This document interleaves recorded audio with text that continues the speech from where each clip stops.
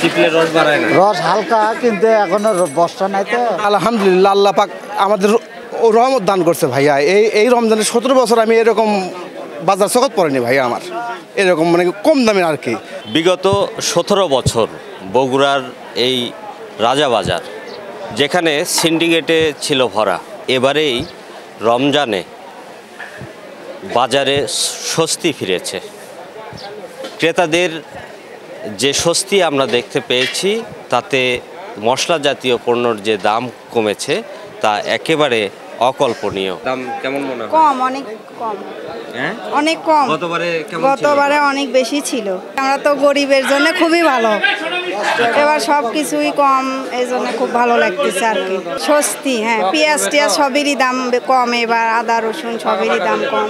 Syndicate করছিল, Indian থাকলে syndicate হয়, দেশে আছে দেখে সিন্ডিকেট নেই, এটা আমি বুঝি। পেঁয়াজ মরিচ আলু সবের দামে কমে গেছে, মানুষ খাইয়ে পরে বাঁচতে পারতেছে ভালোভাবে। এতে কি আপনাদের ক্ষতি হচ্ছে? না, আমাদের কোনো ক্ষতি নেই, আমাদের কোনো ক্ষতি হচ্ছে না, আমাদের লাভ হচ্ছে কম বেশি, চলার মতো হচ্ছে। আগে বেশি হতো? হ্যাঁ, আগে বেশি হতো, এখন কম। গতবারে রমজানে পেঁয়াজ কত করে ছিল বলেন তো? আমরা এক পর্যায়ে দেখছিলাম পাইকারি 148 টাকা পর্যন্ত বিক্রি হয়েছিল, কেজি প্রতি পার কেজি 148 টাকা পাইকারি বিক্রি হচ্ছিল। খুচরাতে আমরা আরো 155 টাকা পর্যন্ত বিক্রি করছি। সে তুলনায় এই বছরে আসে প্রতি পার কেজি 15 টাকা, 17 টাকা, 18 টাকা এটা মুড়ি কাটা পেয়েছে। না না না, ক্ষতি নেই, ক্ষতি নেই, কোনো ক্ষতি নেই। দেশি রসুনের দাম একেবারেই কম, মাত্র 60 টাকা কেজি খুচরা বাজার। আদা 90 টাকা কেজি খুচরা বাজার। আর ইন্ডিয়ান মোটা দানা খালি 180 টাকা কেজি। কাঁচামরিচ কত করে? 30 কি কেজি। গতবারে কাঁচামরিচ কত ছিল? বেশি ছিল, 200 প্লাস এরকম ছিল। এখন সব কিছু আপনার দেশের, আমরা হাত বাড়ালে হাতে না গেলে সব কিছু পাচ্ছে এখন। আর যত আমাদের সিন্ডিকেট ছিল বলতে, সিন্ডিকেট ছিল বড় বড় পার্টিদের হাতে।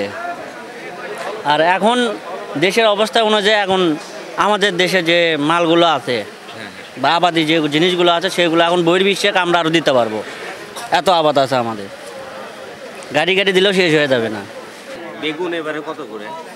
বেগুন বর্তমানে 60 টাকা কেজি, 50 টাকা কেজি এরকম।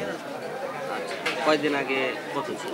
কদিন আগে একটু কম ছিল, এখন একটু এখন আমদানি কম, চাহিদা বেশি, এই জন্য দামটা গেছে বাইরে।